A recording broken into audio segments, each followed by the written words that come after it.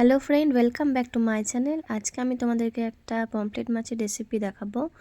তো এই যে দেখো, আমি দুটো পমফ্রেট মাছ নিয়ে নিয়েছি। তারপরে দেখো কিছুটা পরিমাণ আমি হলুদ দিয়ে দিচ্ছি। তো হলুদ দেওয়ার পরে আমি দিয়ে দিলাম মানে খুবই সামান্য পরিমাণ ধনে গুঁড়ো এবং সামান্য পরিমাণ জিরে গুঁড়ো।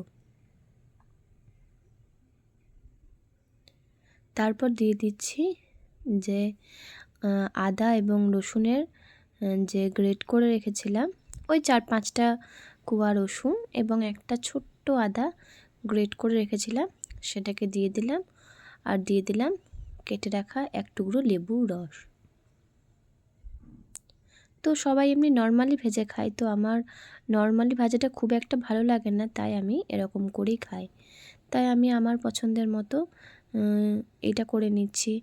আর বাড়ির অন্যান্য লোকগুলো তো এরকম খাবে না, তাই ওরা এমনি নর্মালি ভাজা বা কারি যাই হোক সেটা করা হবে। আর আমি যেহেতু ওটা খাবো না, সেই জন্য আমি আমার মতো করে নিচ্ছি। তো তারপর দেখো, আমি যে সমস্ত কিছু উপকরণগুলো দিলাম সেগুলো মাছটার গায়ে ভালো করে মাখিয়ে নিচ্ছি। কিন্তু কি বলতো, হলুদের পরিমাণটা একটু কম হয়েছিল, তাই আর একটু হলুদ অ্যাড করে দিয়েছি।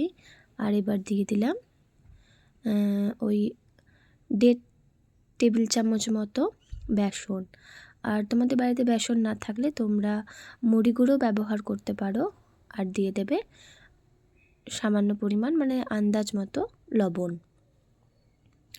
তো তারপরে আমি জল অ্যাড করেছিলাম, কিন্তু সেটা তোমাদেরকে দেখানো হয়নি, কারণ এটা ঠিকমতো মাখানো হচ্ছিল না, শুকনো শুকনো হয়েছিল। তো তারপরে এই যে দেখো, আমি সমস্ত কিছু মাখিয়ে নিয়েছি এবং মাখিয়ে কিছুক্ষণ রেখে দিয়েছি। তো কিছুক্ষণ রাখার পরে এই যে দেখো, আবার কড়াইয়ে তেলটা গরম করে চাপিয়ে দিয়েছি। আর তেলটা বুঝতেই পারছো যে গরম হয়ে গেছে আর ধোঁয়াও বেরোচ্ছে।